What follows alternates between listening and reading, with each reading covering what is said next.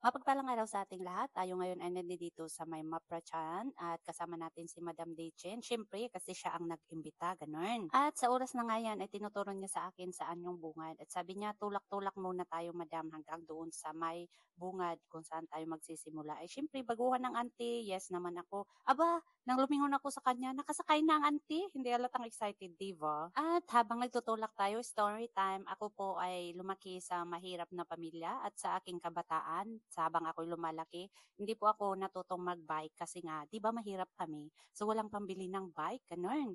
At yung mga kaibigan naman natin ay hindi rin yayamanin at hindi rin tayo pwedeng humiram ng bike kasi nga wala din sila.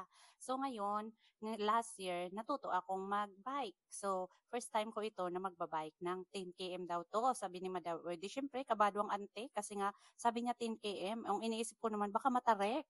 Ay sabi naman niya, hindi, kaya mo yan Madam, hindi naman.